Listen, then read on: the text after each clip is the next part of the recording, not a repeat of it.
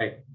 So period of holding ఏదైతే ఉంటుందో period of holding base చేసుకుని మనం ఏం క్యాలిక్యులేట్ చేస్తాం అనుకున్నామా, అది లాంగ్ టర్మా షార్ట్ టర్మా అనేది మనం డిసైడ్ చేస్తామని చెప్పేసి మనం మాట్లాడుకున్నాం, అంతే కదా.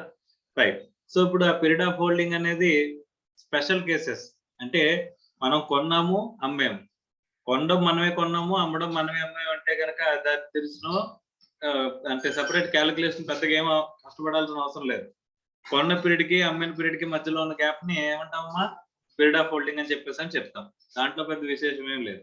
కానీ కొన్ని స్పెషల్ కేసెస్ లో మనకి పీరియడ్ ఆఫ్ హోల్డింగ్ క్యాలిక్యులేషన్ కి ఏం కావాల్సి వస్తుందంటమ్మా, సపరేట్ క్రైటీరియా కావాల్సిన అవసరం ఉందంట. లైక్ ఎగ్జాంపుల్ అమాల్గమేషన్ లో కానీ డిమర్జర్ లో కానీ మనం పీరియడ్ ఆఫ్ హోల్డింగ్ అంటే ఏమని తీసుకుంటాం అనుకున్నామమ్మా, ప్రీవియస్ పీరియడ్ ఆఫ్ హోల్డింగ్ ఏదైతే ఉంటుందో, అంటే అమాల్గమేషన్ కానీ మర్జర్ కానీ జరగక ముందు మనం ఏదైతే కంపెనీ షేర్స్ అక్వైర్ చేసామో ఆ కంపెనీ షేర్స్ డేట్ అక్వైర్ చేసిన డేట్ నుంచి కూడా పీరియడ్ ఆఫ్ హోల్డింగ్ అనేది తీసుకోవాలని చెప్పేసి అని చెప్తున్నారమ్మా, అంతేనా? Yes sir no?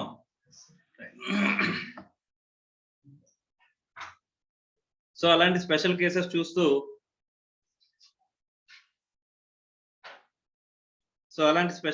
చూస్తూ నెక్స్ట్ ఆస్పెక్ట్ వచ్చేసామమ్మా, ఏంటంటే shares, rights and other securities అని చెప్పేసి అని అంటున్నాడమ్మా.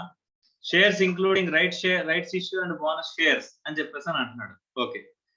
సో మనకి రైట్ షేర్స్ అనేవి అక్వైర్ చేసాం అనుకోమ్మా, రైట్స్ ఇష్యూ అక్కడ ఎక్కడి నుంచి పీరియడ్ ఆఫ్ తీసుకోవాలంటే కనుక period shall be record from the date of allotment of such shares అని చెప్పేసి అని అన్నాడు.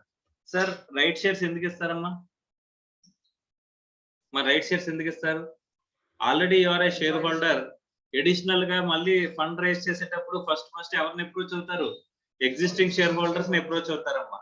వాళ్ళు కూడా వద్దనుకుంటే అప్పుడు మనం బయటకు వెళ్తాం, అంతేనా? సో అప్పుడు ఎగ్జిస్టింగ్ షేర్ హోల్డర్స్ కి వెళ్ళేటప్పుడు మనం ఇచ్చే షేర్స్ ఏమంటామా, రైట్ షేర్స్ అంటాం. ఎగ్జిస్టింగ్ షేర్ హోల్డర్స్ కి రైట్ షేర్స్ అంటాం.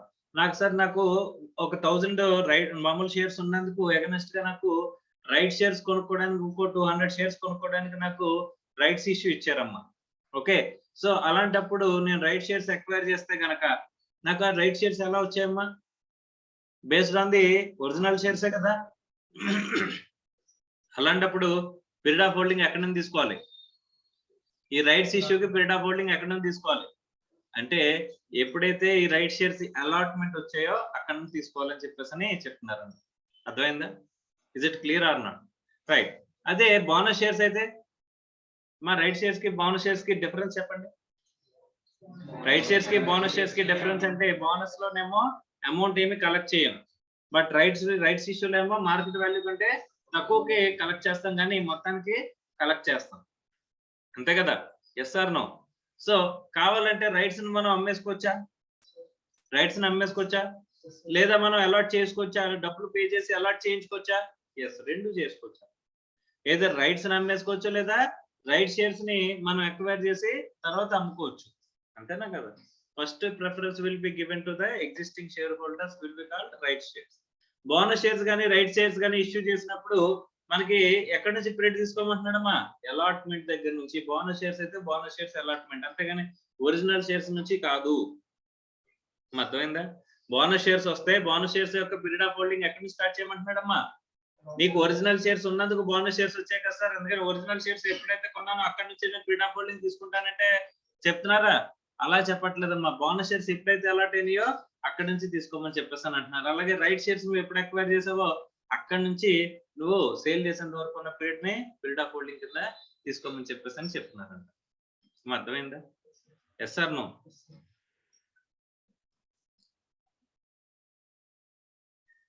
Renouncement of rights to subscribe to any financial asset అని చెప్పేసి అని అంటున్నాడు. ఫైనాన్షియల్ అసెట్ అంటే అది సంథింగ్ డిఫరెంట్ అమ్మా, బట్ మీ వరకు దాన్ని ఈక్విటీ షేర్ అనుకోండి. ఎగ్జాంపుల్ కి ఫైనాన్షియల్ అసెట్ అంటే financial asset is a broader term, but understanding purpose కోసం దాన్ని ఈక్విటీ షేర్ అని చెప్పేసి అని అనుకోండి. Okay, right. సో ఇక్కడ ఏమంటున్నాడమ్మా, రెనౌన్స్మెంట్ అంటే అమ్మేయడం. దేన్ని అమ్ముతున్నామంట? రైట్స్. రెనౌన్స్మెంట్ ఆఫ్ రైట్స్ అంటే నీకు రైట్స్ ఇష్యూ కొనుక్కోవడానికి, నీకు రైట్స్ ఇచ్చారు షేర్స్ కొనుక్కోవడానికి, కానీ నువ్వేం చేసావంట, షేర్స్ కొనుక్కోకుండా రైట్స్ ని వేరే వాడికి అమ్మేస్తామంట. అమ్మచ్చా? ఎవడైనా అలా కొనుక్కుంటాడా? అంటే ఎగ్జాంపుల్ కి మార్కెట్ లో షేర్ ప్రైస్ 100 ఉందంట. ఆ మార్కెట్ లో ఉన్న షేర్ ప్రైస్ కి మనకి ఎగ్జిస్టింగ్ షేర్ హోల్డర్స్ కి అలాట్ చేస్తారా? తక్కువకి అలాట్ చేస్తారా? తక్కువకే కదమ్మా అలాట్ చేస్తారు. అలాగే తక్కువకి అలాట్ చేశారంటే ఎంతకి అలాట్ చేశారంటే 70 రూపీస్ కి అలాట్ చేశారంట. ఓకే, కానీ మీ దగ్గర 70 రూపాయలు లేవు కొనుక్కోవడానికి, షేర్స్ కొనుక్కోవడానికి. Me have but me original దగ్గర షేర్స్ ఉన్నందుకు నీకేంటి రైట్స్ ఉన్నాయి నీ దగ్గర. నువ్వు 70 రూపాయలకు కొని మార్కెట్ లో 100 రూపాయలకు అమ్ముకోవచ్చు షేర్స్ ని. ఓకే, కానీ ముందు 70 రూపాయలు ఇన్వెస్ట్ చేయాలా లేదా? Yes sir no. కానీ నీ దగ్గర 70 రూపాయలు కూడా లేవు. మరి అలాంటప్పుడు ఏం చేయొచ్చు? రైట్స్ ని అమ్మేయచ్చు. ఎందుకు అమ్మచ్చు? మనకు వచ్చే బెనిఫిట్ 30 రూపీస్ కాబట్టి అందుకంటే తక్కువగా అమ్మచ్చు, అంతేనా? సో ఒక 20 రూపీస్ అమ్మేసాను అనుకోమ్మా, 20 రూపీస్ రైట్స్ అమ్మేసాను అనుకో, వాడికి కొనుక్కున్న వాడికి ప్రైస్ ఎంత అవుద్ది? కంపెనీకి 70 రూపాయలు పే చేస్తాడు, నాకు 20 రూపాయలు పే చేస్తాడు, మొత్తం కలిపి 90 రూపీస్ అవుద్ది. మార్కెట్ లో ఎంత ఉంది రేటు? 100. అంటే వాడికి బెనిఫిటే కదా. అంటే కొనుక్కుంటారా కొనుక్కోరా? అవునా కదా? సో రైట్ షేర్స్ అనేవి ఉన్నప్పుడు రైట్స్ నేను అమ్మేయచ్చా లేదా? Yes or no? అమ్మేయచ్చు. ఓకే, ఆ రైట్స్ ని అమ్మేస్తే కనుక పీరియడ్ ఆఫ్ హోల్డింగ్ ఎలా తీసుకోవాలి? మనకు రైట్స్ ని అమ్మితే అసలు క్యాపిటల్ అసెట్ అవుతుందా? రైట్స్ అనేవి క్యాపిటల్ అసెట్ అవుతాయా? Yes, rights is also an asset, capital asset. మా intangible asset. You have a right to purchase the shares, but ఆ రైట్స్ ను వేరే వాడికి అమ్ముతున్నావు అంటే that is covered under intangible asset. And అదేమవుతుందమ్మా, it is also taxable. Capital asset లో cover అవుతుంది కదా, ప్రాపర్టీ ఆఫ్ ఎనీ కైండ్ లో కవర్ అయిపోతుంది కదా, కాబట్టి that is also held taxable. Yes or no? Right. So ఇప్పుడు పీరియడ్ ఆఫ్ హోల్డింగ్ ఎంత అని అడిగాడు. ఎక్కడి నుంచి తీసుకోవాలి? అమ్మడం డేట్ తెలుసు, కానీ నేనైనా రైట్స్ నాకు కొనుక్కున్నానా? నేను ఆ రైట్స్ ని కొనుక్కున్నానా? నేను దానికి నాకైనా కాస్ట్ అయిందా రైట్స్ ని కొనడానికి? ఏ డేట్ నాడు కొన్నాను? ఏమి లేవు. మరి పీరియడ్ ఆఫ్ హోల్డింగ్ అన్నప్పుడు స్టార్టింగ్ డేట్ ఉండాలా? ఆ రైట్స్ నమ్మేసిన డేటు, సేల్ డేట్ నాకు తెలుసు, కానీ స్టార్టింగ్ డేట్ ఏంటి? పీరియడ్ ఆఫ్ హోల్డింగ్ అంటే 2 ఎండ్స్ ఉండాలి కదమ్మా. స్టార్టింగ్ ఉండాలి, ఎండింగ్ ఉండాలి, మధ్యలో ఉన్న పీరియడ్ ఆఫ్ హోల్డింగ్ అని తీసుకుంటాం. Yes or no? మరి అలాంటప్పుడు రైట్ టు పర్చేజ్ షేర్స్ అనేది నేను అమ్ముతున్నప్పుడు అది క్యాపిటల్ అసెట్ అయినప్పుడు దాని క్యాపిటల్ గెయిన్ కట్టాల్సిన అవసరం ఉన్నప్పుడు నేను అమ్మడం అనేది, రైట్స్ అమ్మడం అనేది ఎండింగ్ పాయింట్. సార్ మరి స్టార్టింగ్ పాయింట్ ఏంటి? మీకు అర్థమైందా? Yes or no? సో అక్కడ చూడండి ఏం చెప్తున్నాడో. Period shall be record from the date of offer of such right by the company or institution making such offer. మీ కంపెనీ ఎప్పుడైతే ఆఫర్ ఇస్తుందో ఆఫర్ డేట్ ని స్టార్టింగ్ డేట్ కింద తీసుకోండి అని చెప్పేసి అని అంటున్నాడు. దేనికి sir offer? Right to purchase అనే ఆఫర్ ఇస్తున్నారా మీకు? ఆ రైట్ టు పర్చేజ్ అనే ఆఫర్ ఎప్పుడైతే ఇస్తారో ఆ ఇచ్చిన డేట్ ని స్టార్టింగ్ డేట్ కింద తీసుకోండి. ఎప్పుడు మరి ఆ రైట్స్ నమ్మేసిన రోజు ని డేట్ ఆఫ్ సేల్ కింద తీసుకోండి. ఆ మధ్యలో ఉన్న పీరియడ్ ని ఏమని చేస్తాం? పీరియడ్ ఆఫ్ హోల్డింగ్ కింద క్యాలిక్యులేట్ చేస్తాం. అర్థమైందా? Is it clear are not? Next, sweat equity shares are specified securities. మా స్వెట్ ఈక్విటీ షేర్స్ అంటే ఏంటి? ఈసారి ఎంప్లాయీస్ కి వేస్తున్నారు బిస్కెట్, అంతే కదా? స్వెట్ ఈక్విటీ షేర్స్ లో మనకి there are 2 periods, vesting period and vesting period and excise period. Sir what is vesting period? మనం కండిషన్స్ అన్ని పెట్టి ఈ అన్ని నువ్వు ఫాలో అయితేనే నీకు నేను ఎదురుగుంటే ఏం చేస్తాను, మార్కెట్ లో ఇంత వాల్యూ ఉన్న షేర్ ని ఇంతకే నీకు తక్కువకి ఇస్తాను అని చెప్పేసి అక్కడ వెస్టింగ్ పీరియడ్, ఎక్సైజ్ పీరియడ్ అని 2 పీరియడ్స్ ఉంటాయమ్మా. Okay, right. సో ఇప్పుడు ఎండింగ్ డేట్ అంటే ఆ స్వెట్ ఈక్విటీ షేర్స్ అనేవి మీకు అలాట్ ఎప్పుడైతే అవుతాయో అక్కడ నుంచి తీసుకోవాలా? స్వెట్ ఈక్విటీ షేర్స్ ఆ స్వెట్ ఈక్విటీ షేర్స్ యొక్క పీరియడ్ ఆఫ్ హోల్డింగ్ ఎక్కడ నుంచి తీసుకోవాలి అనేది ఇక్కడ క్వశ్చన్. ఎక్సైజ్ పీరియడా, వెస్టింగ్ పీరియడా అనేది ఒకసారి ఆలోచిస్తే ఇక్కడ ఏం చెప్తున్నాడు చూడండి. Period shall be record from the date of allotment or transfer of such equity shares. అంటే ఎప్పుడైతే మీకు అలాట్ చేశారో అప్పటి నుంచి తీసుకోమంటున్నాడు. సార్ మరి వెస్టింగ్ పీరియడ్ నుంచి నాకు రైట్స్ ఉన్నాయి కదా, వెస్టింగ్ పీరియడ్ నుంచి నాకు రైట్స్ ఉన్నాయి కదా, అదంతా తీసుకోకూడదంట. ఎక్సైజ్ పీరియడ్ లో ఎక్సైజ్ చేసాం మనం, కంపెనీ కూడా దానికి అగనెస్ట్ గా అలాట్మెంట్ చేసింది, మనం ఎక్సైజ్ చేసిన పీరియడ్ నుంచి తీసుకోమంటలా. మనం ఎక్సైజ్ చేయడం అంటే ఏంటి? నేను డబ్బులు పే చేసి కొనుక్కుంటానని చెప్పేసి అని అనడం. ఓకే, కంపెనీ ఈక్విటీ ఈసాప్ అనేది ఇచ్చింది, నేను అగనెస్ట్ గా కంపెనీకి డబ్బులు ఇచ్చాను కానీ ఇంకా షేర్స్ అలాట్ చేయలేదు అంటే నేను ఎక్సైజ్ చేసినట్టే చేయనట్ట? I have accepted and excised the purchase of equity shares ESOP, but company has not allotted అనుకుంటే ఎప్పుడు నుంచి చేస్తారంటమ్మా? కంపెనీ అలాట్మెంట్ ఇచ్చినప్పటి నుంచి స్టార్ట్ చేయాలి. ఆ స్టాటిక్ రీసెర్చ్ అమ్మేసే పీరియడ్ వరకు ఎక్కడి నుంచి? From the date of allotment నుంచి సేల్ వరకు ఉన్న పీరియడ్ ని ఏమంటారంటమ్మా? Period of holding. అర్థం ఉందా? రైట్. అంతేగాని వెస్టింగ్ పీరియడ్ నుంచి కానీ ఎక్సైజ్ పీరియడ్ నుంచి కానీ స్టార్ట్ అవుతుందా? నో, అలాట్మెంట్ నుంచి ఆ క్యాలిక్యులేషన్ స్టార్ట్ అవ్వాలి అని చెప్పేసి చెప్తారు. అర్థం అవుతుందమ్మా? Yes or no? Shall we move forward?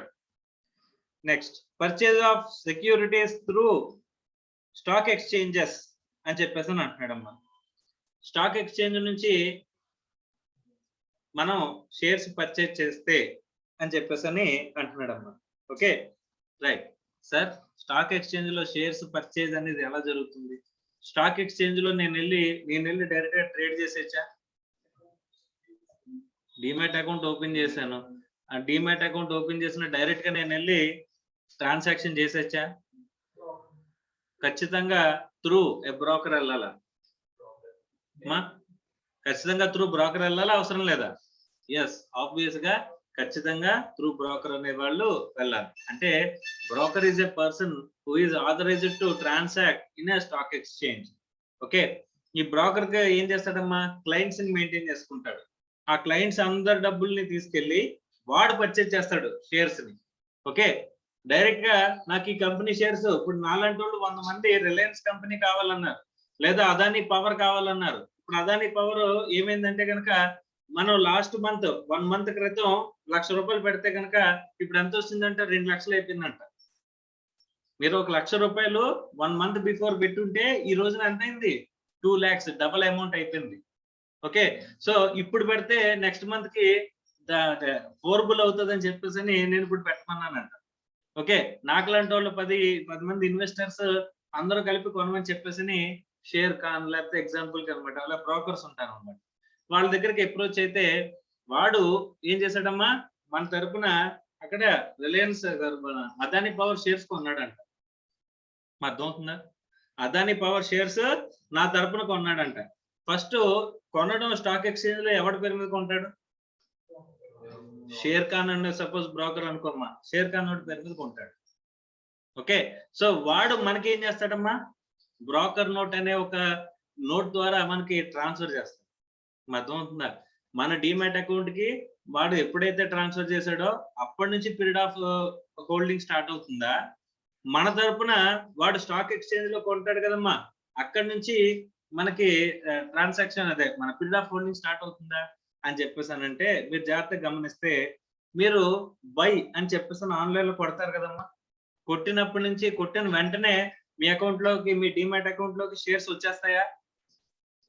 ఎన్ని డేస్ పడతాయంటే T+2 డేస్ అంటాడమ్మా. ఏంటది? T+2 సైకిల్ అంటారు దాన్ని. T+2 సైకిల్ అంటే ఏంటంటే ట్రాన్సాక్షన్ డేట్ ప్లస్ 2 days.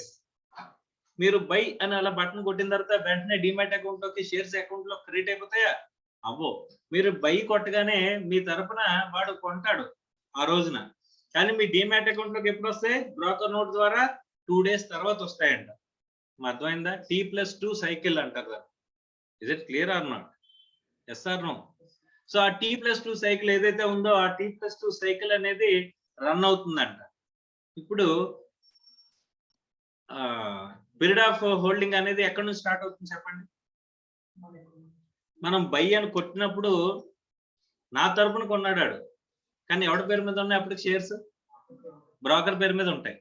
కానీ మన పేరు మీద మన డిమాట్ అకౌంట్ లోకి ఎప్పుడు వస్తాయి? T+2 days తర్వాత వస్తాయి. మరి అలాంటప్పుడు పీరియడ్ ఆఫ్ హోల్డింగ్ ఎక్కడ నుంచి స్టార్ట్ అవుతుంది? నా డిమాట్ అకౌంట్ లో పడిన రోజు నుంచా, లేకపోతే ట్రాన్సాక్షన్ జరిగిన రోజు నుంచా? నా తరపున బ్రోకర్ గా ట్రాన్సాక్షన్ చేసిన రోజు నుంచా, లేకపోతే నా డిమాట్ అకౌంట్ లో పడిన రోజు నుంచా? బ్రోకర్ నా తరపున ట్రాన్సాక్షన్ చేసిన రోజు నుంచే పడతాయి. మీరు బై అనే బటన్ కొట్టారా? సో కొట్టగానే వాడు మీ తరపున షేర్స్ పర్చేజ్ చేస్తాడా? అక్కడ ఆ రోజు నుంచి పీరియడ్ ఆఫ్ హోల్డింగ్ అనేది స్టార్ట్ అవుతుంది. అంతేగాని మీ డిమాట్ అకౌంట్ లో షేర్స్ ఎప్పుడైతే క్రియేట్ అవుతాయో అప్పటి నుంచి కాదు. Is it clear or no? అర్థమైందా? Yes or no? సో అదే చెప్తున్నాడు చూడండి.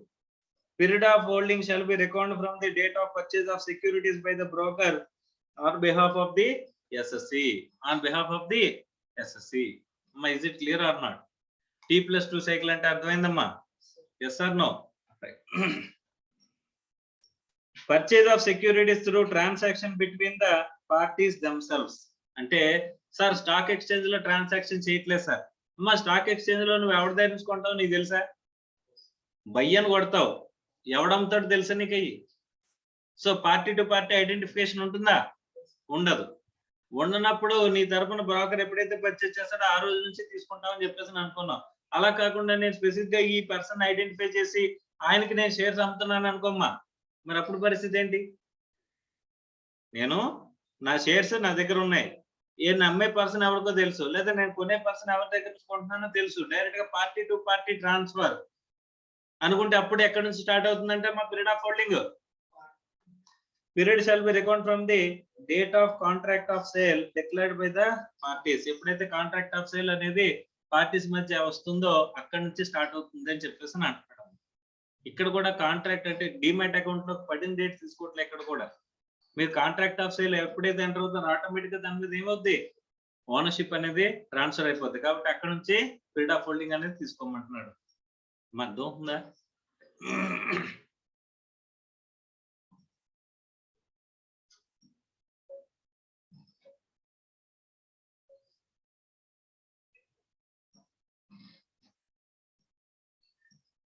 రైట్. నెక్స్ట్ పాయింట్ చూడమ్మా ఏం చెప్తున్నాడు. Equity shares in a company or trading or clearing rights of a recognised stock exchange allotted pursuant to demutualisation or corporatisation of a recognised stock exchange in India.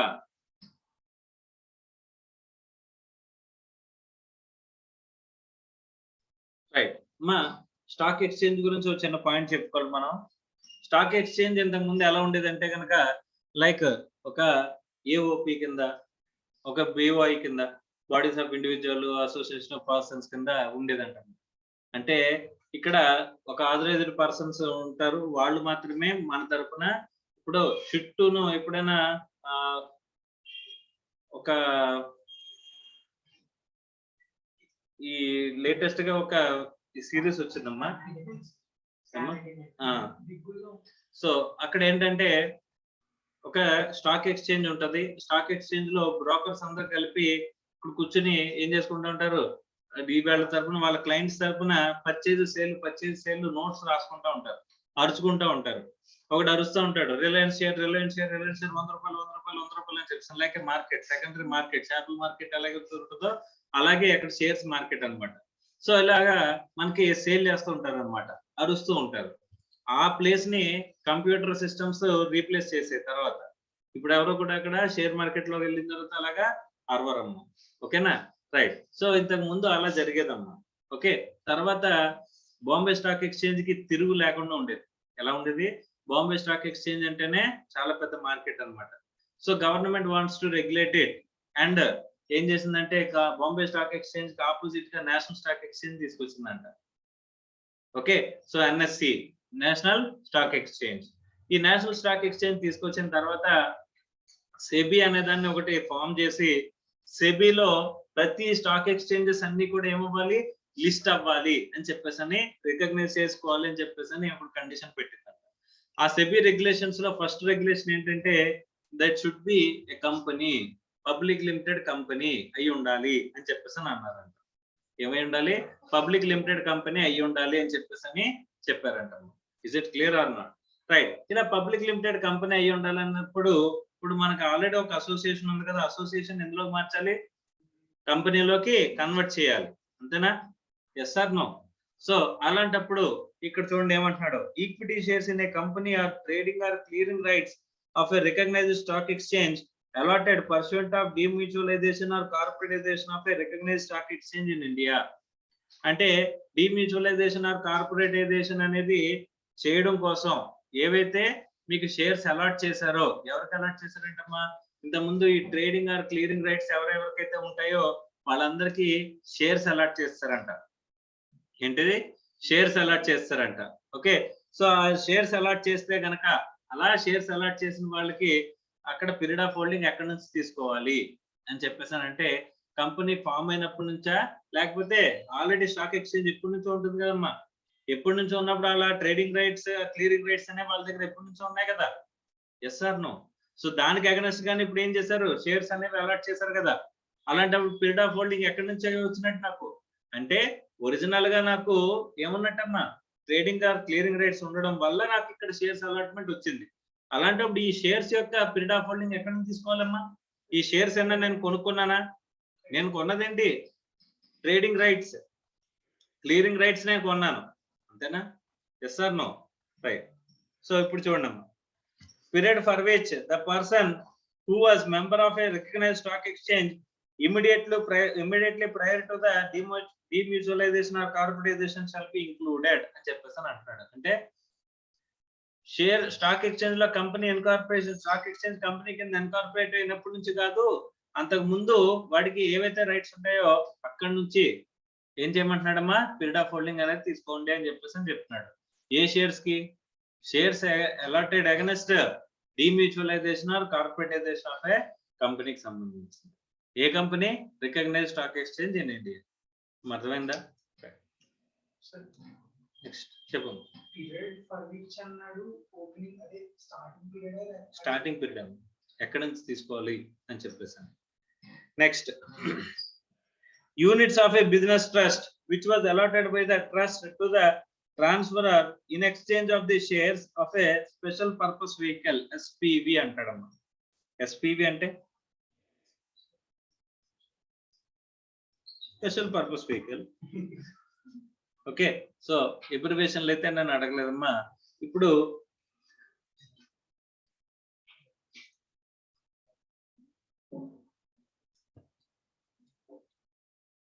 Reliance, Tata, it's రెండు పెద్ద పెద్ద companies కదమ్మా. ఓకేనా? So ఒక beautiful combination తీసుకొస్తాను. ఏంటంటే కనుక రెండు కలిపి రేటా అంట ఒక కొత్త కంపెనీని స్టార్ట్ చేశారు. It is a joint venture of Reliance and Tata. ఏంటమ్మా కంపెనీ పేరు? రేటా. సో ఈ రేటా కంపెనీ జాయింట్ వెంచర్ దేనికోసం అమ్మా? ఒక స్పెసిఫిక్ పర్పస్ కోసం వీళ్ళిద్దరూ జాయింట్ అయ్యారంట. సో దీన్ని జాయింట్ వెంచర్ అని కూడా పిలుస్తారు. మీ అకౌంట్స్ భాషలో జాయింట్ వెంచర్ అని కూడా అనొచ్చు, కానీ ఇన్కమ్ ట్యాక్స్ భాషలో దీన్ని ఏమంటున్నారమ్మా? ఎస్పీవి. ఏంటది? Special purpose vehicle. దేనికోసం సార్? వీళ్ళు ఏదో ఒక ఆబ్జెక్టివ్ కోసం, అంటే ఇప్పుడు సపోజ్ ఒక ఇండియా మొత్తం మీద సమ్ బిల్డింగ్స్ కన్స్ట్రక్ట్ చేద్దాము అని చెప్పేసి అన్నాను, అయితే కొన్ని బ్రిడ్జ్లు చెప్పి బ్రిడ్జ్ కన్స్ట్రక్ట్ చేయడం కోసం వీళ్ళిద్దరూ కలిసారంటమ్మా. ఓకే, సో వీళ్ళిద్దరు కలిసి ఒక కొత్త కంపెనీని ఫామ్ చేసి వీళ్ళలో ఇక్కడ ఈ కంపెనీలో వీళ్ళకి స్టేక్ ఉంటుంది, ఈ కంపెనీలో వీళ్ళకి కూడా స్టేక్ ఉంటుంది. ఓకే, సో ఇలా రెండు కంపెనీలకి ఏముంటదంట? స్టేక్ ఉంటదంట ఈ కొత్త ఎస్పీవీలో, స్పెషల్ పర్పస్ వెహికల్ లో. ఓకేనా? రైట్. ఇప్పుడు రిలయన్స్ ఈ షేర్ ని తన పేరు మీద పెట్టుకోవడం మానేసి ఏం చేసిందంట? ఒక ట్రస్ట్ కి ట్రాన్స్ఫర్ చేసిందంట. ఏం చేసిందమ్మా? ఒక ట్రస్ట్ కి ట్రాన్స్ఫర్ చేసిందంట. ఓకే, సో అలా ట్రాన్స్ఫర్ చేసినట్లయితే okay,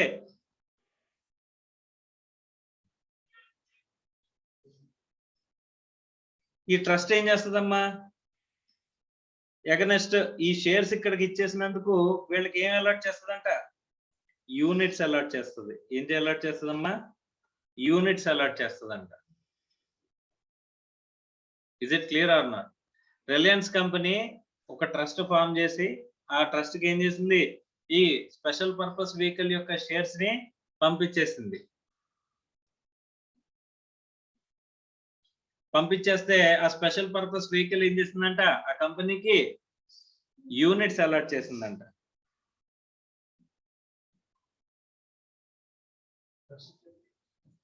okay, units of a business trust which was allotted by the trust to the transfer in exchange of the shares of a special purpose vehicle. Special purpose vehicle అంటే రేటా కంపెనీలో shares అనేవి trust కి వెళ్ళిపోతున్న దానికి against గా ఈ company trust ఏం చేసిందంట, షేర్ యూనిట్స్ అనేవి అలాట్ చేసిందంట. ఎవరికి? Reliance company. ఓకే, అలాంటప్పుడు period shall be record from the date on which shares were acquired by such transferor. ఇప్పుడు ఆ యూనిట్స్ అమ్మేస్తుందంట.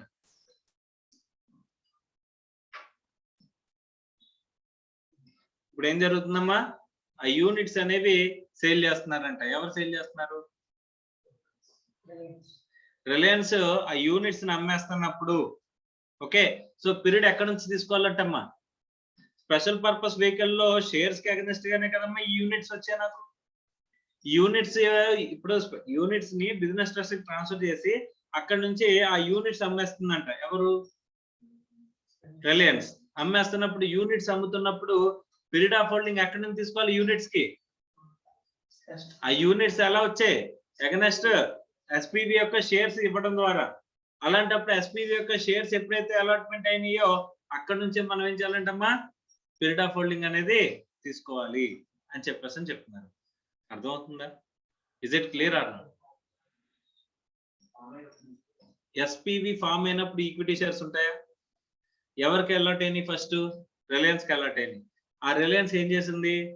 ట్రస్ట్ కి ఇచ్చేసింది, బిజినెస్ ట్రస్ట్ కి ఇచ్చేసింది. ఆ బిజినెస్ ట్రస్ట్ ఏం చేసింది? యూనిట్స్ అలాట్ చేసింది. ఈ యూనిట్స్ ని నేను అమ్మేస్తున్నాను అనుకోమ్మా. ఓకే, రిలయన్స్ ఏం చేస్తుంది? యూనిట్స్ ని వేరే వాళ్ళకి అమ్మేస్తుంది. అప్పుడు ఏం చేస్తుంది చెప్పు? అప్పుడు ఎక్కడ నుంచి పీరియడ్ ఆఫ్ హోల్డింగ్ తీసుకుంటారంటే యూనిట్స్ యొక్క పీరియడ్ ఆఫ్ హోల్డింగ్ అంటే నథింగ్ బట్ ఏంటవి?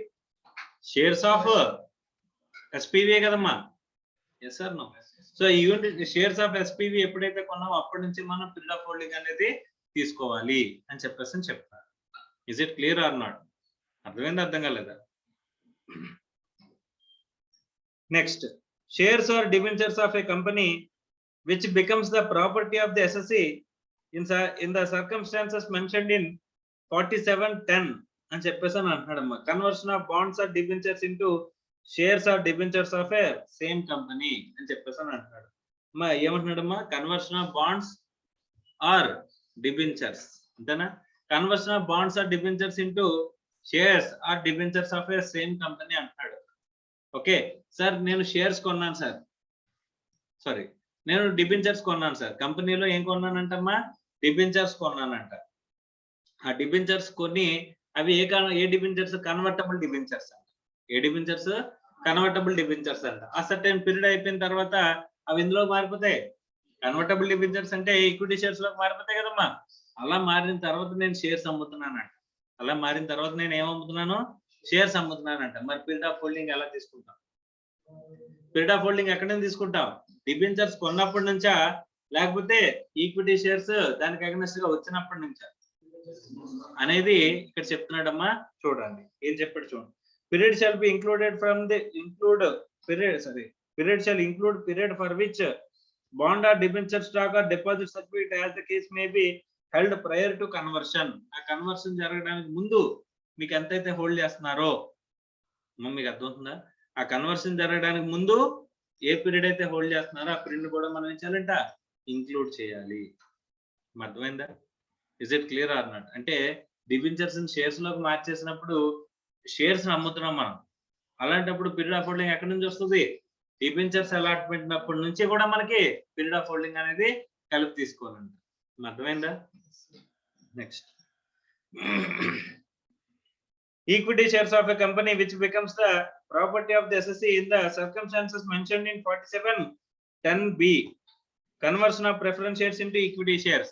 మా ప్రిఫరెన్స్ షేర్స్ ని ఈక్విటీ షేర్ లోకి మార్చినప్పుడు ఎక్కడి నుంచి ఈక్విటీ షేర్స్ నువ్వు సేల్ చేస్తున్నావు అనుకో, మా పీరియడ్ ఆఫ్ హోల్డింగ్ ఎక్కడి నుంచి తీసుకోవాలి? ప్రిఫరెన్స్ షేర్స్ ఎప్పుడైతే అలాట్ అయినాయో అక్కడ నుంచి తీసుకోవాలి. అర్థమైనాయా? Is it clear are not? Shares held in a company in liquidation. మా లిక్విడేషన్ అంటే closure of a company. Company close చేస్తున్నప్పుడు పీరియడ్ స్టార్టింగ్ అంటే మనం ఎప్పుడైతే షేర్స్ కొన్నాం అప్పటి నుంచి. మరి పీరియడ్ ఎండింగ్ అంటే నువ్వు అమ్మేస్తున్నావా? కంపెనీనే తీసేస్తున్నారు. నువ్వు అమ్మట్లేదు, కంపెనీనే ఏం చేస్తున్నారమ్మా? తీసేస్తున్నారు. మరి అలాంటప్పుడు పీరియడ్ ఎక్కడితో ఎండ్ అవుతుంది? ఎక్కడ ఎండ్ అవుతుంది అంటే ఇక్కడ ఏం చెప్పినట్టు చూడండి, period subsequent to the date on which the company goes into liquidation shall be excluded. అంటే కంపెనీ ఎప్పుడైతే ఇక్కడ అంటున్నాడమ్మా లిక్విడేషన్ లోకి వస్తుందో ఆ తర్వాత పీరియడ్ ఎక్స్క్లూడ్ చేయండి అని చెప్పేసి అని అంటున్నాడు. కంపెనీ లిక్విడేషన్ లోకి వచ్చిందంటే అక్కడితో ఏమైపోయినట్టు అంటమ్మా, ఏమైపోయినట్టు, సో క్లోజ్ అయిపోయినట్టు. అంటే ఆ డేట్ ఆఫ్ ట్రాన్స్ఫర్ అనేది కంప్లీట్ అయిపోయినట్టు. అర్థమైందా? Yes or no? Next, gift or inheritance అని అంటున్నాడు అమ్మా. Gift or inheritance. ఇన్హెరిటెన్స్ అంటే వారసత్వం. ఇన్హెరిటెన్స్ అంటే ఏంటి? వారసత్వం. ఓకే సార్, తాత దగ్గర నుంచి తండ్రికి, తండ్రి నుంచి కొడుక్కి, కొడుకు దగ్గర నుంచి ఆడకొడుక్కి, ఆడకొడుకు దగ్గర నుంచి మనవడికి, ఇలా వెళ్ళేదాన్ని ఏమంటామమ్మా? ఏమంటాం? ఇన్హెరిటెన్సే కదమ్మా. Yes or no? So property కనుక ఇన్హెరిట్ అయితే కనుక మనకు కావాల్సింది ఏంటి? ప్రాపర్టీ. అంతేనా? Yes or no? By way of partition of HUF, గిఫ్ట్, will, inheritance, distribution of assets on liquidation, transfer to a revocable or irrevocable trust అని చెప్పేసి అని అంటున్నాడు. సో ఇక్కడ మనకి బై వే ఆఫ్ ఎలాగంటమ్మా, HUF పార్టీషన్ ద్వారా కానీ, అమ్మా HUF కి టోటల్ అసెట్స్ ఉంటాయి, HUF లో అందరికీ చెందుతాయి కదా, అది పార్టీషన్ అయిపోవడంతో మొత్తం HUF లో ఉన్న మెంబర్స్ అందరికీ కూడా ప్రాపర్టీ అనేది ఏమైపోతుంది? డిస్ట్రిబ్యూట్ చేస్తున్నారంట. అర్థమవుతుందా? సో అలాంటప్పుడు దాన్ని ట్రాన్స్ఫర్ అంటారా? అలాంటప్పుడు దాన్ని ట్రాన్స్ఫర్ అంటారా అని చెప్పేసానంటే ఇక్కడ ఏమంటున్నాడు, period of holding of the previous owner is also to be included అని చెప్పేసి అని అంటున్నాడు. First of all partition of HUF జరుగుతున్నప్పుడు that is not regarded as transfer. First of all అర్థమవుతుందా? HUF పార్టీషన్ జరిగినప్పుడు HUF లోంచి మెంబర్స్ కి asset వెళ్తే కాదు, ఆ మెంబర్ ఎవరికైనా బయటకి అలా వెళ్ళిన అసెట్ ని బయటకి ఎవరికైనా అమ్మేసాడు అనుకోమ్మా, ట్రాన్స్ఫర్ అంటారు. అప్పుడు పీరియడ్ ఆఫ్ హోల్డింగ్ ఎక్కడి నుంచి తీసుకోవాలి? పీరియడ్ ఆఫ్ హోల్డింగ్ ఎక్కడి నుంచి తీసుకోవాలంటమ్మా? ప్రీవియస్ ఓనర్ ఎవరు? ప్రాపర్టీ HUF పేరు మీద ఉండేది, అది నా దగ్గరకు వచ్చింది అంటే, నా దగ్గరకు వచ్చినప్పుడు నేను సేల్ చేశాను కాబట్టి ఏమంటారమ్మా? ద ప్రీవియస్ ఓనర్ ఎక్కడి నుంచి అయితే నాకు ప్రాపర్టీ వచ్చిందో వాడిని ట్యాక్స్ చేయండి అని చెప్పేసి వాడిని ట్యాక్స్ చేయమంటున్నారా? పీరియడ్ ఆఫ్ హోల్డింగ్ అక్కడి నుంచి క్యాలిక్యులేట్ చేయమంటున్నారు. అర్థమవుతుందా? Yes or no? రైట్. ఇప్పుడు నాకు HUF ఎప్పుడైతే పర్చేజ్ చేస్తుందో అక్కడి నుంచి మనం తీసుకోవాలి. ఒకవేళ ఏముంది, పార్టీషన్ కనుక జరిగినట్లయితే అని చెప్పేసి అని చెప్తున్నారు. Okay, next, stock in trade. Inventory of a business converted or treated as capital asset by the SSC అని చెప్పేసి అని అంటున్నాడు. అక్కడే రాసుకోండి, conversion of capital asset into stock in trade.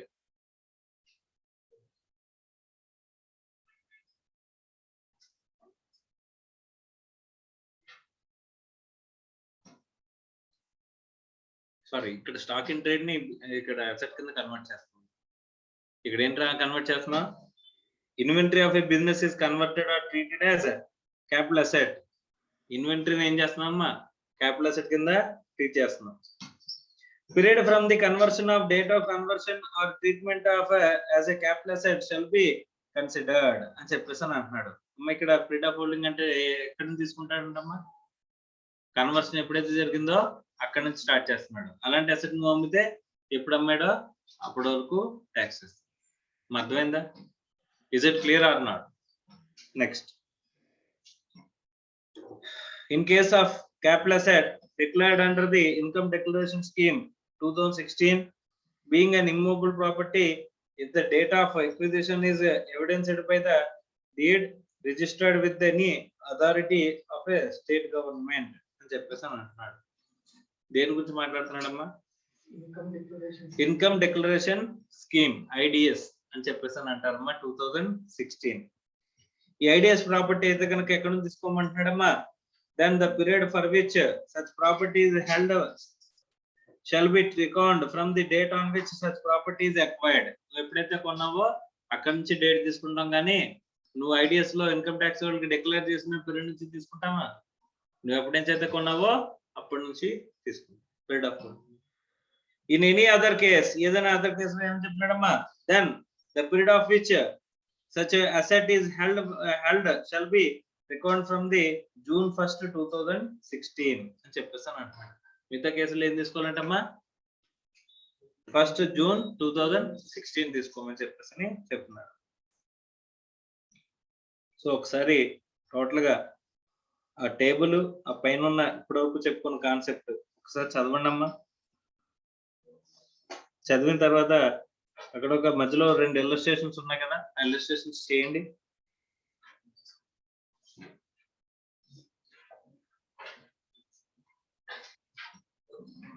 ఆ పైన కూడా ఒక ఇల్లస్ట్రేషన్ వదిలేసాం, పేజ్ నంబర్ 232.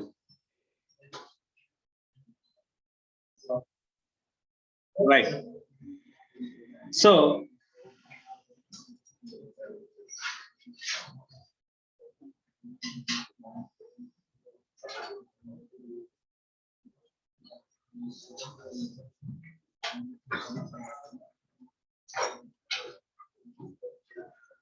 క్యాపిటల్ అసెట్ గురించి మనం మాట్లాడుకున్నామమ్మా. క్యాపిటల్ అసెట్ ని ఎన్ని రకాలుగా బైఫర్కేట్ చేస్తాం అనుకున్నామమ్మా? Long term capital asset, short term capital asset based on period of holding ని బేస్ చేసుకుని బైఫర్కేట్ చేస్తామని చెప్పేసి చెప్పుకున్నాం. ఓకేనా? సో ఫస్ట్ మనం షార్ట్ టర్మ్ క్యాపిటల్ అసెట్ ని ఎక్స్ప్లెయిన్ చేసుకుందాం. ఇన్ జనరల్ గా ఏంటమ్మా? Less than 36 months, less than or equal to less than or equal to. అమ్మా ఇది చాలా ఇంపార్టెంట్, ఎక్కడ చూసినా ఇలాంటివి చూసుకుంటా ఉండాలి మనం. ఓకేనా? Less than or equal to 36 months ఉంటే కనుక దాన్ని ఏమంటామమ్మా? Short term capital asset. Okay. Exceptional cases ఎన్ని ఉన్నాయి? ఎక్సెప్షనల్ కేసెస్ అంటే ఒక 2 ఆస్పెక్ట్స్ ఉన్నాయమ్మా. అంటే in case of less than or equal to 12 months అని ఒకటి, less than or equal to 24 months అని ఒకటి. ఈ less than or equal to 24 months అనేది ఎక్కడ వచ్చిందమ్మా? Unlisted shares. అలాగే ఇంకోటి ఏంటమ్మా? ప్రాపర్టీ కన్సిస్టింగ్ ఆఫ్ ఏంటి? Land, building or both. ఈ 2 చోట్ల మనకి 24 months కంటే తక్కువ ఉంటే షార్ట్ టర్మ్. ఓకే. తర్వాత 12 months కంటే తక్కువ ఉంటే కనుక ఏ కేసెస్ లో వస్తుందమ్మా? First the thing is securities in recognised stock exchange other than units. ఇంకేమున్నాయి? Units of UTI. ఓకే. తర్వాత equity units of equity oriented fund. తర్వాత జీరో కూపన్ బాండ్స్. ఈ ఎక్సెప్షనల్ కేసెస్ లో 36 months అనేది అప్లికబుల్ కాదంట. అక్కడ ఏ అప్లికబుల్ అవుతుంది? In case of first exception it is less than 12 months and the second exceptional cases ఎంతమ్మా? 24 months. అర్థమైందా? ఇస్ ఇట్ క్లియర్ ఆర్ నాట్? So in the first exceptional case it is less than 12 months. In the second exceptional case it is less than or equal to 24 months. ఈ అన్ని కాకపోతే అప్పుడు in general ఏమవుతుందంటమ్మా? Less than 36 months ఉంటే ఏమవుద్ది? Short term అవుతుంది అని అన్నారు. ఓకే. మరి లాంగ్ టర్మ్ క్యాపిటల్ అసెట్ అంటే డెఫినేషన్ ఏంటి sir? Which is long term capital asset అంటే డెఫినేషన్ చాలా పెద్దదమ్మా. ఏంటది?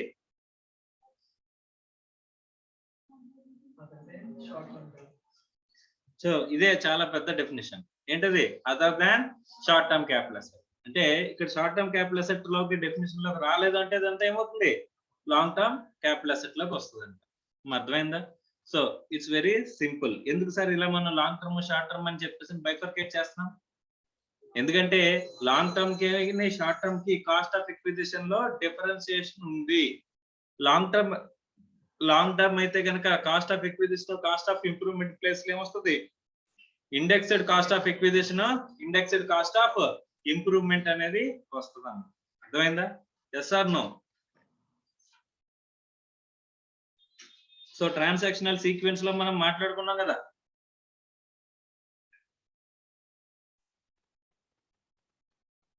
సో ఈ ట్రాన్సాక్షనల్ సీక్వెన్స్ లో మనం మాట్లాడుకున్నట్టు షార్ట్ టర్మ్ క్యాపిటల్ అసెట్ కి లాంగ్ టర్మ్ క్యాపిటల్ అసెట్ కి different cost of acquisition, that is indexation అనే ఒక కాన్సెప్ట్ ద్వారా మనం ఏం చేస్తున్నామమ్మా, రైజ్ ఇన్ ప్రైసెస్ ని ఈ కాస్ట్ కి అడ్జస్ట్ చేస్తున్నాం.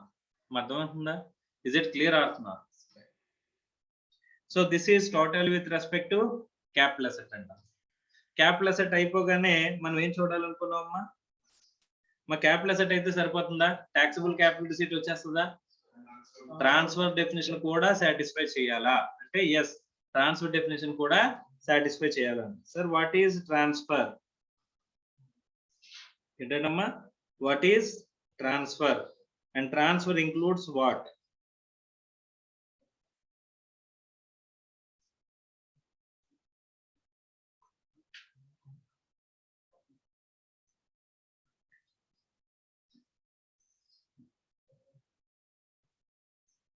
Transfer of a capital asset అంటే ఏంటి అంటే, నార్మల్ గా ట్రాన్స్ఫర్ అంటే మీరు ఏమనుకుంటారమ్మా, సేల్, అంతేనా? ట్రాన్స్ఫర్ అంటే సేల్ ఒకటే అనుకుంటారు, కానీ వీడు చాలా ఆస్పెక్ట్స్, చాలా ట్రాన్సాక్షన్స్ ఇంక్లూడ్ అయ్యేలాగా యాడ్ చేస్తున్నాడంట. ఏంటి అనేది ఒకసారి మనం మాట్లాడుకుందాం. Okay, transfer section 247. అమ్మ 247 అంటే is it a general definition or a specific definition? General definition I mentioned under general definitions అన్ని కూడా సెక్షన్ 2 లో ఉంటాయి అనుకున్నా, అందులో 247 లో చెప్పారంట. In relation to capital asset. Okay, transfer in relation to capital asset ఏమంటున్నాడమ్మా, ఇంక్లూడ్స్ అంటే ఇంక్లూజివ్ డెఫినేషన్. ఓకే, కావాలంటే రేపు పొద్దున ఏం చేయొచ్చు, సంథింగ్ కెన్ బి యాడెడ్ అని చెప్పేసి అని అనుకుంటావా లేదమ్మా? ఎస్. సో ఫస్ట్ ఏం చెప్తాడు చూడమ్మా, sale, exchange or relinquishment of capital asset. అమ్మా సేల్ అంటే సేల్ చేయడం, ఎక్స్చేంజ్ అంటే ఓ ప్రాపర్టీ ఇచ్చి ఇంకో ప్రాపర్టీ తీసుకుంటున్నాం అనుకోమ్మా, దాన్ని ఎక్స్చేంజ్ అంటారు. మరి రిలింగ్విష్మెంట్ అంటే పూర్తిగా వదులుకోవడం. ఏంటది? రిలింగ్విష్మెంట్ అంటే వదులుకోవడం. అలాగే ఎక్స్టింగ్విష్మెంట్ ఆఫ్ ఎనీ రైట్ దేరిన్ అంటే ఆ ప్రాపర్టీ మీద మీకున్న రైట్ ని వదులుకోవడాన్ని ఎక్స్టింగ్విష్మెంట్ అని చెప్పేసి అని అంటారు. అంటే మీరు వద్దనుకుని వదిలేస్తున్నా సరే దాన్ని ఏమంటున్నాడమ్మా, ట్రాన్స్ఫర్ అంటున్నాడు. జాగ్రత్తగా చూడండి సార్, నాకు ఒక ప్రాపర్టీ వద్దు అని చెప్పేసి నేను ఒకరికి వదిలేస్తున్నానంట, పూర్తిగానే వదిలేస్తున్నా సరే నువ్వేం చేస్తున్నావు అంటున్నాడు, ట్రాన్స్ఫర్ చేస్తున్నావు అంటున్నాడు. అది క్యాపిటల్ అసెట్ అయ్యి అది ట్రాన్స్ఫర్ లోకి అంటే నువ్వు వదిలేస్తున్నావు అంటే కనుక ఆటోమేటిక్ గా నువ్వేం చేస్తున్నట్టమ్మా, క్యాపిటల్ అసెట్ ని ట్రాన్స్ఫర్ చేస్తున్నట్టు. ఓకే, సో అక్కడ ఏమవుతుంది, the receipt is going to be taxable capital receipt. అమ్మా అర్థమైందా? ఇస్ ఇట్ క్లియర్ ఆర్ నాట్? సో ఇక్కడ కనుక నోషనల్ ఇన్కమ్ అనేసి ఏదైనా యాడ్ చేసాడు అనుకోమ్మా, అంటే మీరు ₹1 తీసుకోకుండా ట్రాన్స్ఫర్ చేస్తున్నా సరే నోషనల్ గా ఏమైనా ట్యాక్స్ చేస్తాను అన్నాడు అనుకోమ్మా, ఫస్ట్ క్యాపిటల్ అసెట్ లో కవర్ అయ్యి ట్రాన్స్ఫర్ డెఫినేషన్ లో కవర్ అయితే ఆటోమేటిక్ గా అంతా ఏమైపోతుంది, ట్యాక్సిబుల్ అయిపోతుంది కదా, notional amount. Yes or no? Right. So notional amount చెప్తాడా లేదని తర్వాత మాట్లాడుకుందాం, కానీ ఫస్ట్ ఆఫ్ ఆల్ ఏం చూడాలి, ట్రాన్స్ఫర్ అంటే మీరు వద్దనుకుని వదిలేస్తున్నా సరే రైట్స్ ని, దాన్ని ఏమంటున్నాడమ్మా, ట్రాన్స్ఫర్ లోకి తీసుకుంటున్నాడు. Okay, next compulsory acquisition of a capital asset అంటారు ఎనీ లా. సార్ గవర్నమెంట్ నా దగ్గర నుంచి బలవంతంగా లాగేసుకుంటుంది అని చెప్పేసి అంటే నువ్వు ఇచ్చేస్తున్నావు కదా, గవర్నమెంట్ లాక్కుంటుంది సార్ అంటే ముందు నీ చేతిలో నువ్వు ఇస్తున్నావు కదా, దాన్ని ఏమంటున్నాడు, ట్రాన్స్ఫర్ అంటున్నాడు. అంటే గవర్నమెంట్ లాగేసుకున్న దాని మీద కూడా మనం ట్యాక్స్ కట్టాలా sir? Yes or no? So ఇక్కడ మీకు ఇల్లు ఉంది అనుకోమ్మా, ఆ ఇంటి నుంచి నేషనల్ హైవే వెళ్తుందని చెప్పేసి ఆ ఇంటిని లాగేసుకున్నారంట. వాళ్ళు లాగేసుకున్నట్టు కాదంట, నువ్వు ఇచ్చేసినట్ట. అంటే నువ్వేం చేసినట్టు, ట్రాన్స్ఫర్ చేసినట్టు అంట. ట్రాన్స్ఫర్ చేస్తే ఏమైనట్టు, ట్రాన్స్ఫర్ అవుతుందా? ట్రాన్స్ఫర్ లో కవర్ అయితే కనుక అదేమవుతుంది, కంపల్సరీ ఎక్విజిషన్. క్యాపిటల్ అసెట్టా కాదా? మీ బిల్డింగ్ అనేది క్యాపిటల్ అసెట్టే కదమ్మా. So capital asset transfer definition లో కవర్ అయిందా, కవర్ అవ్వలేదా? నువ్వెన్నా ఇచ్చావా, నువ్వెన్నా అమ్మేవా? వాళ్ళు లాగేసుకున్నాడు, వాళ్ళు లాగేసుకున్నా సరే అందులో ఒకటి ఏముంది, నువ్వు ఇచ్చినట్టు ఉంది కదా, దాన్ని ట్రాన్స్ఫర్ డెఫినేషన్ లోకి ఇంక్లూడ్ చేశాడు. క్యాపిటల్ అసెట్ ని నువ్వేం చేసినట్టు, ట్రాన్స్ఫర్ చేసినట్టు, ఆటోమేటిక్ గా ఏమవుతుందంట, taxable. Next conversion or treatment of a capital asset into stock in trade. Sir నేను బిల్డింగ్లు కొని అమ్ముదాం అనే బిజినెస్ స్టార్ట్ చేద్దాం అనుకున్నాను సార్, బిల్డింగ్లు కొని అమ్మడం అనే బిజినెస్ స్టార్ట్ చేద్దాం అనుకున్నాను. అలాంటిది దేంతోనే ఎందుకు, మళ్ళీ కొని అమ్మడం బిజినెస్ స్టార్ట్ చేస్తూ కొత్త బిల్డింగ్ కొని అమ్మడం ఎందుకు, ఆల్రెడీ నా దగ్గర ఉన్న బిల్డింగ్ నేనేం చేద్దాం అనుకుంటున్నాను, అమ్ముదాం అని అనుకుంటున్నాను. ఇప్పటి వరకు ఆ బిల్డింగ్ నువ్వు ఎందులో చూపించుకున్నావు? బ్యాలెన్స్ షీట్ లో ఫిక్స్డ్ అసెట్స్ లో చూపించుకున్నావు అంట. ఇప్పుడు నువ్వు దాంతోనే కదమ్మా బిజినెస్ స్టార్ట్ చేద్దాం అనుకుంటున్నావు, అవునా? ఇప్పుడు అది నీకు ఏమైపోద్ది? ఆ బిల్డింగ్ స్టాక్ ఇన్ ట్రేడ్ అవుతుంది. ఏమవుతుంది? Stock in trade. సో నువ్వు క్యాపిటల్ అసెట్ ని దేంట్లో కన్వర్ట్ చేస్తున్నావు? స్టాక్ ఇన్ ట్రేడ్ లో కన్వర్ట్ చేస్తున్నావు, అవునా? So first conversion of a capital asset into stock in trade ఏమవుతుందంటమ్మా? క్యాపిటల్ గెయిన్స్ అవుతుందంట. ట్రాన్స్ఫర్ డెఫినేషన్ లో కవర్ అవుతుందంట. ఆ తర్వాత స్టాక్ ఇన్ ట్రేడ్ నమ్ముతావు కదా, అదేమవుద్ది? బిజినెస్ ఇన్కమ్ అవుతుందంట. అర్థం అవుతుందా? జాగ్రత్తగా గమనించండి. ఇక్కడ నేను నా బిల్డింగ్ లో కొని అమ్ముదామని చెప్పేసాను, లేదా కన్స్ట్రక్ట్ చేసి అమ్ముదామని నేను బిజినెస్ స్టార్ట్ చేశానంట. ఆల్రెడీ నాకు ఒక ఇల్లు ఉందంట, ఆ ఇంటి నుంచి మొదలెడదాం బిజినెస్ అని చెప్పి నేను ఆ బిల్డింగ్ ని స్టాక్ ఇన్ ట్రేడ్ లోకి మార్చానంట. అర్థమైందా? సో ఆ బిల్డింగ్ కొన్నప్పుడు నేను 20 లక్షలు పెట్టి కొన్నానంట. ఒక లాస్ట్ ఇయర్ 20 లక్షలు పెట్టి కొన్నానంట బిల్డింగ్. దాంతోనే బిజినెస్ స్టార్ట్ చేద్దామని చెప్పేసి దాన్ని స్టాక్ ఇన్ ట్రేడ్ లో కన్వర్ట్ చేశానంట. కన్వర్ట్ చేసినప్పుడు ఈ రోజున కన్వర్ట్ చేశానంట, దీన్ని నెక్స్ట్ ఇయర్ కమ్మానంటమ్మా. దీన్ని ఏం చేశానంట? నెక్స్ట్ ఇయర్ కమ్మానంట. ఓకే, సో లాస్ట్ ఇయర్ కొని ఇయర్ కమ్మాను కదమ్మా, ఇయర్ కి స్టాక్ ఇన్ ట్రేడ్ లో కన్వర్ట్ చేశాను కదా. ఈ కన్వర్షన్ అంతటిని కూడా దేంట్లో ట్యాక్స్ చేయాలంట? ఈ రోజు వరకు ఉన్న వాల్యూని దేంట్లో ట్యాక్స్ చేయాలంట? క్యాపిటల్ గెయిన్స్ లో ట్యాక్స్ చేయాలంట. సార్ ఇక్కడ నేను బయట ఎవరికి అమ్మలేదు కదా సార్ అంటే, ఈ రోజున్న ఫెయిర్ మార్కెట్ వాల్యూ తీసుకోవాలి. ఈ రోజున్న కన్వర్షన్ చేసిన రోజున్న ఫెయిర్ మార్కెట్ వాల్యూ తీసుకుని, అర్థమవుతుందా? ఆ ఫెయిర్ మార్కెట్ వాల్యూకి మనం ఏం చేస్తామంటమ్మా, ఇప్పుడు బిల్డింగ్స్ ఉన్నాయనుకో, మా బిల్డింగ్స్, ల్యాండ్స్, ఇమ్మూవబుల్ ప్రాపర్టీ యొక్క వాల్యూ చాలా ఈజీ. ఎందుకంటే గవర్నమెంట్ దానికోసం స్పెసిఫిక్ గా స్టాంప్ డ్యూటీ వాల్యూ అనేది ఒకటి ఉంటుంది. గవర్నమెంట్ కి రిజిస్ట్రేషన్ చేసినప్పుడు స్టాంప్ డ్యూటీ కట్టాలి తెలుసమ్మా? Yes or no? ఇప్పుడు 100 రూపాయలకి మీరు సేల్ చేస్తున్నారంటే అందులో 7% 7.5% మీరు గవర్నమెంట్ కి చార్జెస్ కింద పే చేయాలమ్మా. స్టాంప్ డ్యూటీ చార్జెస్ అని అంటారు. ఓకేనా? ఆ స్టాంప్ డ్యూటీకి క్యాలిక్యులేషన్ కి ఒక గవర్నమెంట్ వాల్యూని ఫిక్స్ చేస్తుందంటమ్మా. ఆ గవర్నమెంట్ ఫిక్స్ చేసిన వాల్యూ ఏదైతే ఉంటుందో ఆ వాల్యూని ఇక్కడ మనం బిల్డింగ్ కి ఇయర్, ఇప్పుడు ప్రతి ఇయర్ వాల్యూ అనేది డిక్లేర్ చేస్తూ వెళ్తుందమ్మా. ఈ ఇయర్ కి ఆ గవర్నమెంట్ ఫిక్స్ చేసిన వాల్యూ ఏదైతే ఉంటుందో ఆ వాల్యూని మనం తీసుకోవాలంటమ్మా. ఓకేనా? Is it clear are not? Conversion చేసాం కానీ ఎవరికైనా అమ్మేమా? సో లాస్ట్ ఇయర్ నేను క్యాపిటల్ అసెట్ గా చూపించింది, ఇయర్ స్టాక్ ఇన్ ట్రేడ్ కి వచ్చేసింది కాబట్టి ఇయర్ స్టాక్ ఇన్ ట్రేడ్ లోకి మారిపోతున్న దాన్ని conversion of capital asset into stock in trade ని దేని కింద తీసుకుంటారంటమ్మా? ట్రాన్స్ఫర్ కింద తీసుకుంటారంట. సో దట్ అదేమవుతుంది? ట్రాన్సాక్షన్ ఇక్కడ ట్యాక్సిబుల్ అవుతుంది. సార్ లాస్ట్ ఇయర్ 20 లక్షలకు కొన్నాను కదా, ఇయర్ గవర్నమెంట్ వాల్యూ 25 లక్షలు అయిందంట. గవర్నమెంట్ వాల్యూ ఎంత అయింది? 25 లక్షలు అయిందంట. ఓకే, ఈ రోజున రిజిస్ట్రేషన్ చేయించుకోవాలంటే ఎంత చేయించుకోవాలంటమ్మా? 25 lakhs. ఓకేనా? అలాంటి ప్రాపర్టీని నేను బిజినెస్ లోకి నెక్స్ట్ ఇయర్ తీసుకొచ్చాను కదమ్మా. అలా తీసుకొచ్చాను బిల్డింగ్ ని నేను నెక్స్ట్ ఇయర్ 30 lakhs కి అమ్మానంటమ్మా, లేకపోతే ఒక 35 lakhs కి అమ్మానంట. ఓకే, ఇప్పుడు టోటల్ గా నీకు మిగిలిన ప్రాఫిట్ అని చెప్పండి. 20 లక్షలకు కొన్నారు, 35 లక్షలుగా అమ్మారు, 15 లక్షలు మీకు ప్రాఫిట్ అమ్మా, అంతేనా? కానీ ఇక్కడ చూస్తే కనుక 5 lakhs వరకు ఎక్కడ ట్యాక్స్ చేయాలంటమ్మా? క్యాపిటల్ గెయిన్స్ లో ట్యాక్స్ చేయాలండి. ఎక్కడి వరకు ట్యాక్స్ చేయాలి? 5 lakhs క్యాపిటల్ గెయిన్స్ లో. ఎందుకు? మీరు కొన్న వాల్యూ నుంచి, కొన్న వాల్యూ ఎంత? 20 లక్షలు. మీరు కన్వర్షన్ చేసిన రోజుకి ఉన్న వాల్యూ ఎంత? 25 lakhs. ఆ గ్యాప్ ఎంత? 5 lakhs. 5 lakhs ఎక్కడ వస్తుందమ్మా? క్యాపిటల్ గెయిన్స్ లో వస్తుంది. ఇప్పుడు ఈ స్టాక్ ఇన్ ట్రేడ్ లోకి 25 లక్షలకి వాల్యూ తీసుకెళ్తారు కదా, దాన్ని 35 లక్షలకి అమ్మారనుకోమ్మా, ఎంత మిగిలిందంటే అక్కడ 10 lakhs. 10 lakhs కదా. సో అలాంటప్పుడు ఈ 10 lakhs ఏమవుతుంది?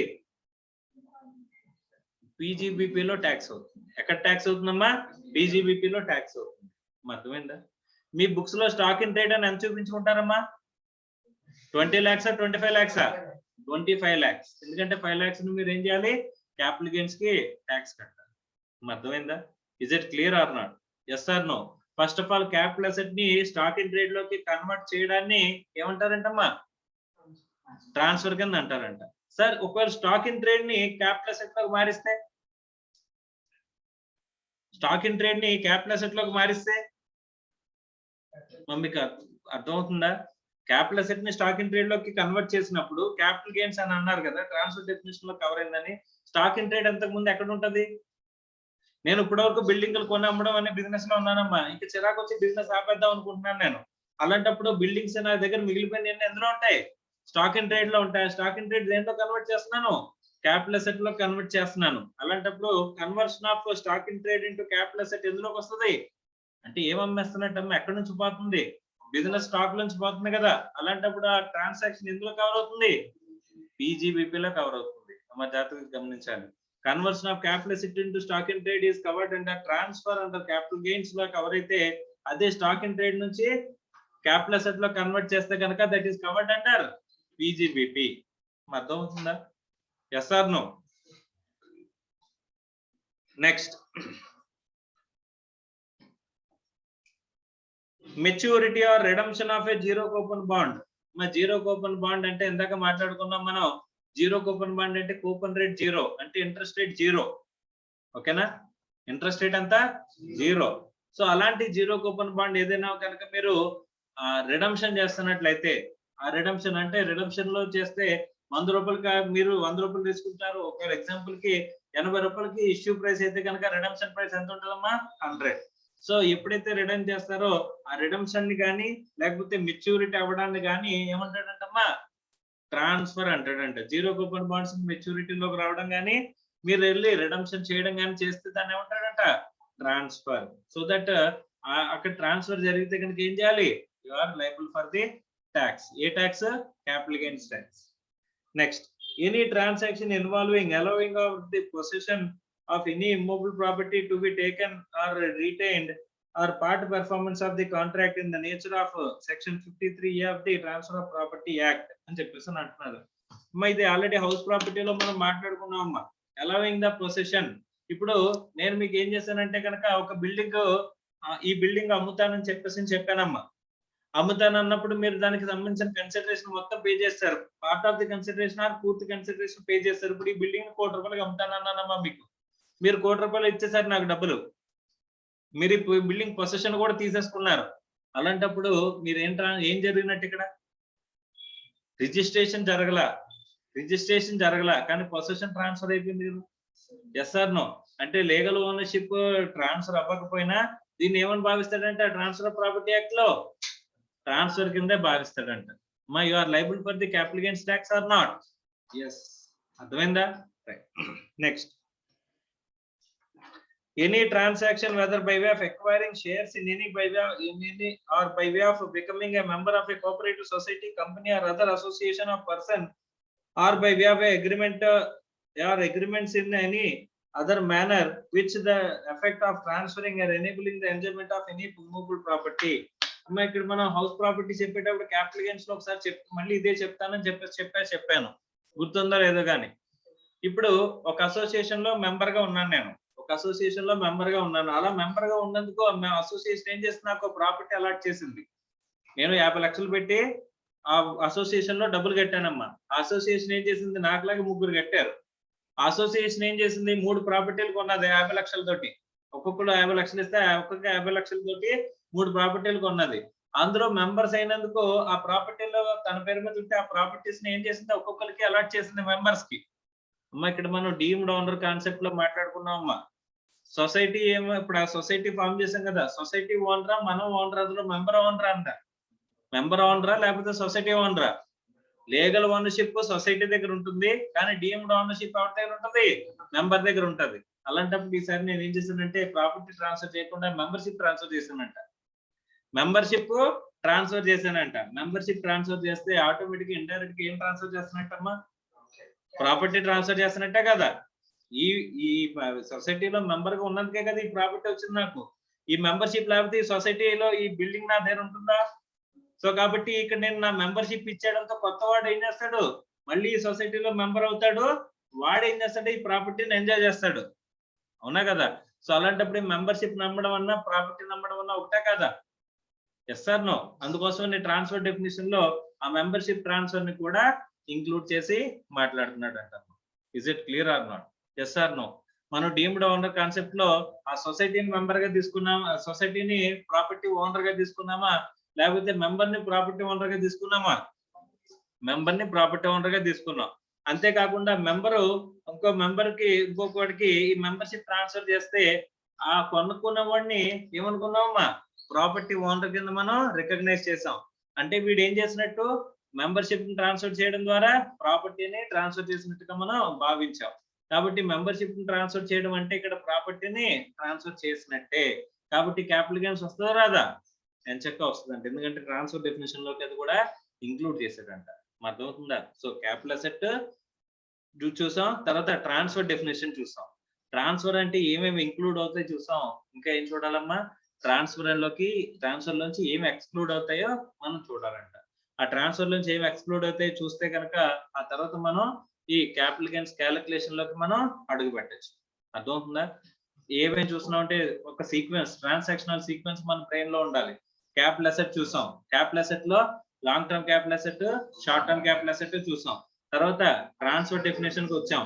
ట్రాన్స్ఫర్ డెఫినేషన్ లో ఇంక్లూడ్స్ చూసాం. తర్వాత ఏం చూస్తాం? ఎక్స్క్లూడ్స్ చూస్తాం. సో అక్కడతో క్యాపిటల్ అసెట్ ట్రాన్స్ఫర్ అవుతుంది, క్యాపిటల్ అసెట్ అవుతుంది, ట్రాన్స్ఫర్ అవుతుంది. రెండు కండిషన్లు సాటిస్ఫై చేస్తే వచ్చే రిసీట్ మనకి ఏమవుతుంది? Taxable capital receipt. సో అది టాక్సబుల్ అయితే అక్కడ నుంచి మనం క్యాలిక్యులేషన్ లోకి వెళ్తాం అమ్మా. అర్థమైందా? Is it clear are not? అవును, ప్రతి హెడ్ ఆఫ్ ఇన్కమ్ కి చార్జబిలిటీ సెక్షన్ చెప్పానా? అని ఇక్కడ ఈ క్యాపిటల్ గెయిన్స్ అనే హెడ్ కి మనం చార్జబిలిటీ సెక్షన్ తో స్టార్ట్ చేశానా? శాలరీస్ దేంతో స్టార్ట్ చేశాను? 15 తోనే స్టార్ట్ చేశాను కదా. హౌస్ ప్రాపర్టీ దేంతో స్టార్ట్ చేశాను? చార్జబిలిటీ సెక్షన్ తోనే స్టార్ట్ చేశాను కదా. కానీ క్యాపిటల్ గెయిన్స్ మాత్రం అలా స్టార్ట్ చేశానా? చేయలేదు. అనుకోవద్దు, మీకు తెలియకుండానే అక్కడ అందులో ఆ ట్రాన్సాక్షనల్ సీక్వెన్స్ లోనే అక్కడ చార్జబిలిటీ సెక్షన్ అనేది ఇంక్లూడ్ అయి ఉంటుంది అన్నమాట. కాకపోతే ఇది ఏంటంటే స్పెషల్ కేసెస్ అనేవి చాలా ఉంటాయి. ఆ స్పెషల్ కేసెస్ ఒకటే మనం చెప్పుకోలేదు. ఇండైరెక్ట్ గా మనం ఏం చెప్పుకున్నాం? సెక్షన్ 45 అనే పేరు చెప్పకుండా ఆ కాన్సెప్ట్ అనేది చెప్పానమ్మా. తర్వాత మనం చార్జబిలిటీ సెక్షన్ గురించి డీటెయిల్డ్ గా మాట్లాడుకుందాం. ఓకేనా? Right, thank you.